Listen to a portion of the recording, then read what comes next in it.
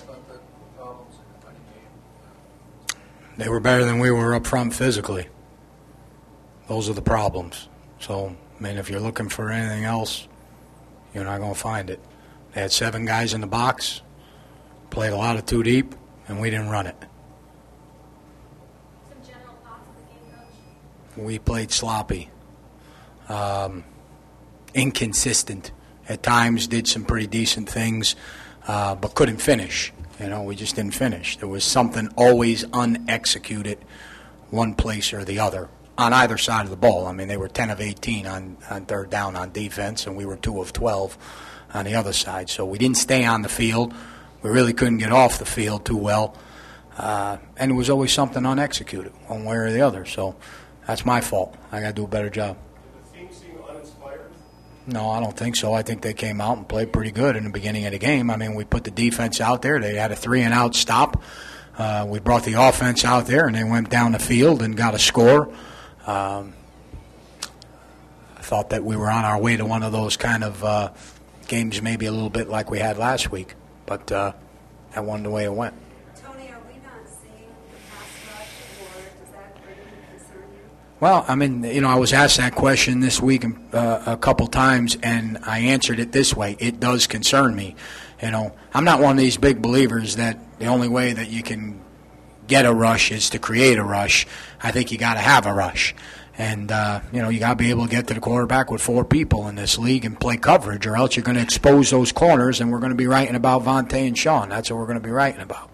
You know, now, I mean, today we just didn't get there. I mean, you know, I think Cameron Wake might have had a couple hits on the quarterback a little bit. You know, we really didn't do a whole lot from a pressure standpoint in this game. I would say they pressured us a lot more than we attempted to pressure them, and that's not being critical. That's just part of our package right now, part of the way we went to approach this. But nonetheless, I mean, I think you want to see what happens when you're out there with 4 or 5 guys in the rush. And at times, 4 or 5 guys, you got to win your individual matchups, and we didn't always do that. Coach, is what you saw overall concern you more because this is the game that's supposed to be living? Yeah, I mean, the test and all those other things, I mean, that's really you guys have labeled it the test. I label it as preseason game number 3. They're all important, not any different than preseason game number 1 for me. We come into every one of these to attempt to win it. Okay, so no different. I just tell the players in the locker room there that this is not acceptable. I mean, the outcome's not acceptable because it's a preseason game. So, I mean, none of that, you know, that stuff, what game it is, any of that kind of stuff doesn't matter. You know, I mean, I've seen a couple games this weekend that were preseason game number 3s where good teams got beat really, really bad.